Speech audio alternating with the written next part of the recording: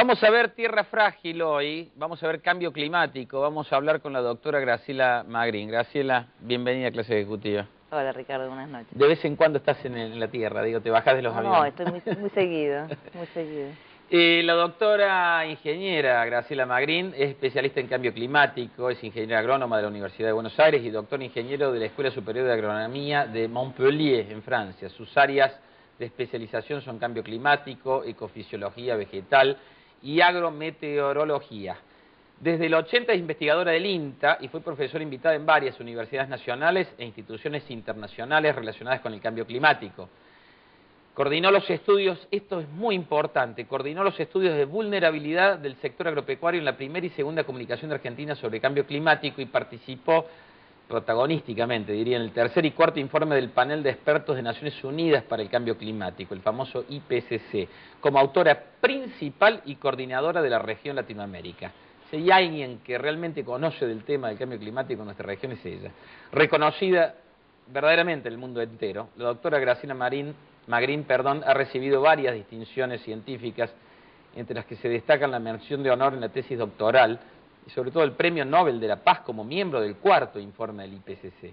Es autora de más de una centena de artículos relacionados con el clima, la agricultura y ha dictado numerosas conferencias en ámbitos nacionales e internacionales. Realmente para prestarle atención, tenemos la fortuna de decir que es argentina y que conoce, es una de las exponentes mayores de su tema.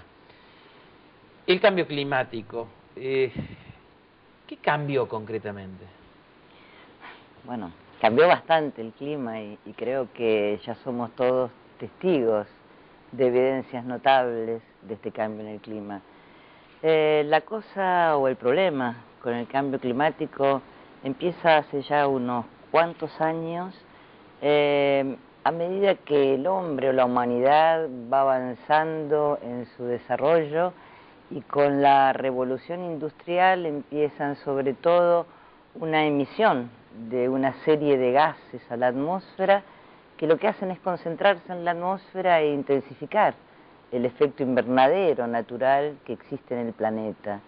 Esos gases que se van juntando de alguna manera en la atmósfera provocan aumento de la temperatura del planeta, pero también otros cambios como cambios en las lluvias, cambios en los vientos, cambios en otros parámetros climáticos que lo que hoy llamamos y conocemos como cambio climático. ¿Y es todo antropogénico? Es decir, ¿fue todo generado por el hombre o hay algún cambio climático que pertenece también a actividades solares, actividades... No, a través de los años y por siglos el clima tiene una variabilidad natural que existió y va a existir siempre. El proceso del cambio climático se refiere a, digamos que al cambio provocado no por la naturaleza misma, sino por el hombre, ¿no es cierto? ¿Y qué se prevé que cambiara? ¿Qué va a cambiar? Bueno, como le estaba diciendo, algo muy claro que prevé que va a seguir pasando con el cambio climático es el aumento de la temperatura de la Tierra. El planeta en sí viene aumentando su temperatura desde hace más de 100, 150 años y la tasa de aumento de temperatura es cada vez más acentuada, o sea, cada vez el incremento de temperatura va siendo más elevado.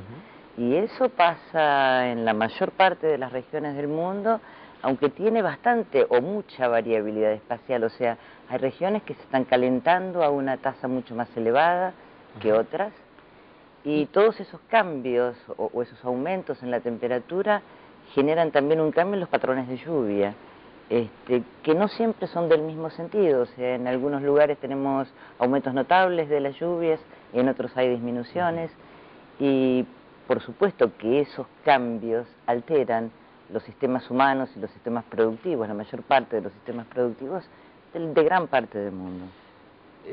Doctora Magrin, Graciela, a ver, esto implica que va a cambiar la capacidad, las áreas útiles, la producción de comida. Seguramente. Porque acá, yo digo, el nudo llega, el peine se traba en el nudo, y el nudo es que podemos pasar mucho tiempo sin un montón de cosas, pero sin agua, sin comida y sin respirar, podemos pasar más bien poco. 8 minutos, 9 sin respirar, 4 o 5 días sin beber y 40, 50 días sin comer. ¿Qué cambio es decir, qué cambios hay o produce el cambio climático sobre la producción de comida, las áreas útiles, la seguridad alimentaria, el comportamiento de la gente? Bueno, todos los factores, todo lo que estás nombrando, Ricardo, se va a alterar de alguna manera. Pasa que, como decía antes, los impactos no van a ser iguales, o sea, en el corto y mediano plazo, con cambios no tan marcados del clima, o sea, con aumentos de temperatura de 1 grado o hasta de 2 grados, inclusive podría haber áreas o zonas en el mundo que resulten relativamente beneficiadas y otras que resulten ya de entrada muy perjudicadas. Por lo general se espera que todos los países o todas las regiones ubicadas más cerca de la zona del Ecuador sean las regiones que primero se afecten y con alteraciones importantes, por ejemplo, de la productividad agropecuaria. Y en algunos casos estas alteraciones pueden comprometer seriamente la seguridad alimentaria. Por ejemplo, un ejemplo claro acá en América lo tenemos con los países de Centroamérica, donde la seguridad alimentaria de algunos de los países más pobres de Centroamérica está en grave riesgo. ¿Qué quiere decir para los televidentes? Seguridad alimentaria. La seguridad alimentaria es la seguridad de poder comer, digamos. Y para poder comer hacen falta varias cosas. Producir alimentos o tener plata para poder comprarlos. Hace falta, si los produce, también que sean trasladados a los lugares donde la gente lo necesita. O sea, la seguridad alimentaria es la seguridad de que la población pueda alimentarse, sea con producción propia de alimentos o disponiendo del dinero suficiente como para poder comprarlos. ¿Eso está en riesgo? En algunos países está en riesgo la producción de los alimentos que forman la base de la alimentación para muchas poblaciones. Y como le decía antes, está en riesgo en algunos países, en unos cuantos países de Centroamérica hay problemas, puede haber en el corto plazo son 15 años, 20 años, problemas serios de poder alimentar a la población. ¿Y qué hace la población cuando se queda sin alimento? Y hay otros que se pueden quedar sin agua.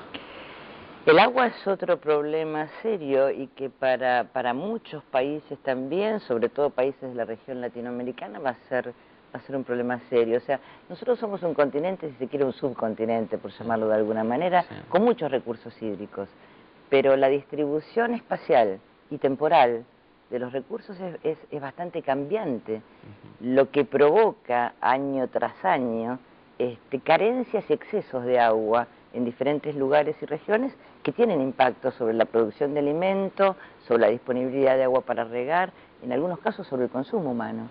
O sea, en algunos casos hasta se compromete la disponibilidad de agua para consumo. ¿Está comprometida en algunos? Esta es una pregunta que te pido, por favor, si me la podés responder después de la pausa.